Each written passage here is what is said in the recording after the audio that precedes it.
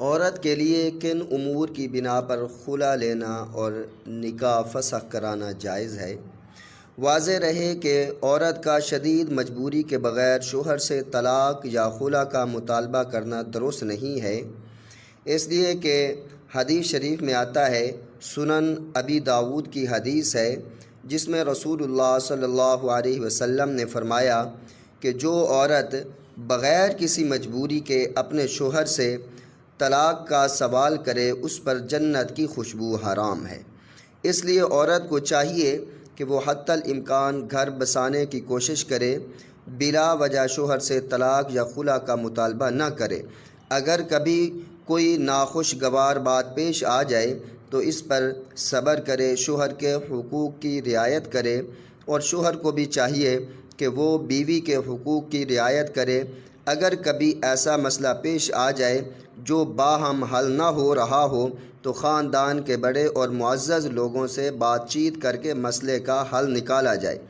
یعنی جس قدر ہو سکے رشتے کو برقرار رکھنے کی کوشش کی جائے۔ لیکن اگر نباہ کی کوئی صورت نہ بن سکے اور دونوں میاں بیوی کو ڈر ہو کہ وہ اللہ کی حدود کو قائم نہیں رکھ سکیں گے تو پھر ایسی صورت میں خلا لے سکتی ہے،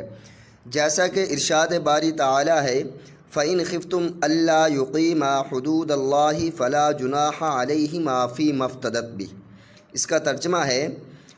اگر تم لوگوں کو یہ احتمال ہو کہ وہ دونوں یعنی میاں اور بیوی ضوابط خداوندی کو قائم نہ کر سکیں گے تو دونوں پر کوئی گناہ نہ ہوگا اس مال کے لینے دینے میں جس کو دے کر عورت اپنی جان چھڑا لے۔ اس سے یہ بھی معلوم ہوا کہ خلا کے لیے شوہر کی رضامندی اور اجازت ضروری ہے۔ اگر شوہر کی اجازت اور رضامندی کے بغیر بیوی عدالت سے خلا لے لے اور عدالت اس کے حق میں یک طرفہ خلا کی ڈگری جاری کر دے تو شرعاً ایسا خلا معتبر نہیں ہوتا، اس سے نکاح ختم نہیں ہوتا، اور ایسی صورت میں عورت کے لیے دوسری جگہ نکاح کرنا بھی جائز نہیں ہوگا، اس لیے کہ خلا مالی معاملات کی طرح ایک مالی معاملہ ہے۔ جس طرح دیگر مالی معاملات معتبر ہونے کے لیے جانبین یعنی عاقدین کی رضامندی ضروری ہوتی ہے،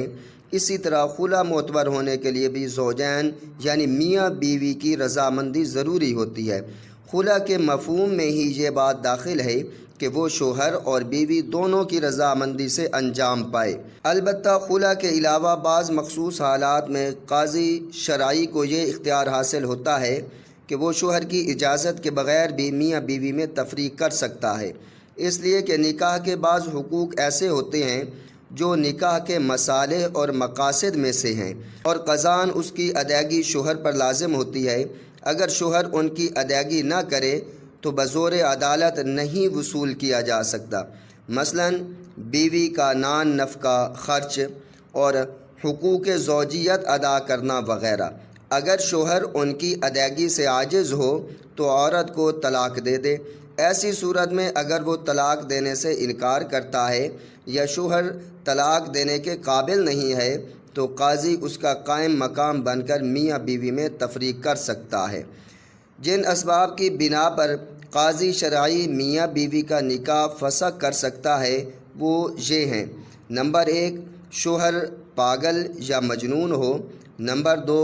شوہر نان نفقہ ادا نہ کرتا ہو، نمبر 3، شوہر نامرد ہو،